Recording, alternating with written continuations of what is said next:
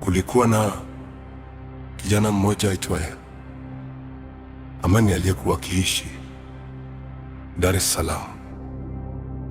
Amani alikuwa mtu wa kawaida sana, mpole, mchapa kazi na mwenye ndoto nyingi za kufanikiwa maishani. Lakini kuna kitu kimoja ambacho watu wengi hawakujua. Amani alikuwa anaogopa sana giza. Si giza la kawaida tu. Alihisi kila mara kuna kitu kinamwangalia akiwa peke yake usiku. Aliishi kwenye nyumba ndogo ya kupanga, maeneo ya Kigogo. Nyumba ile ilikuwa zamani sana. Kuta zake zilikuwa zimepasuka, milango ilitoa sauti za ajabu, na usiku kulikuwa na hali nzito isiyoelezeka. Wapangaji wengi waliokuwa wamewahi kuishi pale waliondoka ghafla, lakini kwa sababu kodi ilikuwa ndogo, Amani hakujali sana. Usiku mmoja aliporudi kutoka kazini, alimkuta mama mwenye nyumba akiwa amesimama nje akimwangalia kwa macho ya wasiwasi. "Amani," alisema kwa sauti ya chini, "ukisikia mtu anagonga mlango wako saa 9 usiku, usifungwe." Amani akacheka kidogo. "Mama, siku hizi watu wanaogopeshana sana." "Mama," mwenye nyumba kujibu. Aligeuka taratibu akaingia ndani. Usiku huo mvua ilinyesha sana. Radi zilipiga karibu kila dakika. Amani alikuwa amelala kitandani akitazama simu yake. Kisha knock, knock, knock. Mtu aligonga mlango. Amani akaangalia saa. Ilikuwa exactly saa 9 usiku. Mwili wake ukasisimka.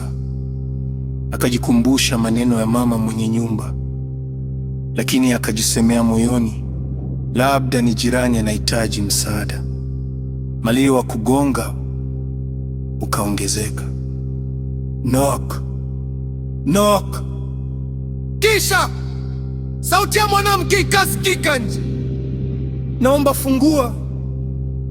Nanyeshewa. Sauti ile ilisikika huzuni sana. Amani alihisi huruma. Akasimama polepole kuelekea mlangoni, lakini alipofika karibu, akaona kitu kupitia chini ya mlango. Miguu. Ilikuwa miguu myeusi kabisa, mirefu isivyo kawaida, na haikuwa ikigusa sakafu. Amani akarudi nyuma kwa hofu. Mwanamke akiendelea kuongea, "Amani, mbona hujafungua?" Moyo wake ukasimama kwa sekunde. Hakuwahi kutaja jina lake. Hakuna mtu alijua alikuwa ndani isipokuwa majirani wachache. Ghafla taa zikazimika. Nyumba nzima ikawa kimya. Halafu sauti ya kugonga ikahamia dirishani. "Tok! Tok!" Amani akaangalia dirishani taratibu. Kilichokuwa nje hakikuwa binadamu. Kilikuwa kiumbe kirefu sana. Uso wake ulikuwa mweusi kama kivuli. Macho yake yalikuwa meupe kabisa, na lilikuwa limetabasamu. Amani akapiga kelele na kujifungia bafuni. Simu yake haikuwa na network. Alijaribu kumpigia rafiki yake, ikagoma. Ndani ya nyumba, sauti za hatua zilianza kusikika polepole. "Go! Go! Go!" Kana kwamba kuna mtu anatembea sebuleni, lakini mlango ulikuwa umefungwa. Amani alianza kulia. Kisha sauti ikasikika nje ya mlango wa bafuni. "Uliniona?" Kimya. "Sasa huwezi kutoka." Mlango wa bafuni ukaanza kugongwa taratibu. "Talk! Talk! Talk! Amani!" Amani akafumba macho huku akitetemeka. Kisha ghafla kila kitu kikanyamaza. Hakukuwa na sauti tena, hakukuwa na hatua, hakukuwa na mvua. Dakika kadhaa zilipita. Kwa woga mkubwa akafungua mlango wa bafuni polepole. Sebule ilikuwa tupu, lakini ukutani kulikuwa na maandishi mapya yaliyokuwa yamechorwa kwa kucha. Usiangalie dirishani saa 9 usiku.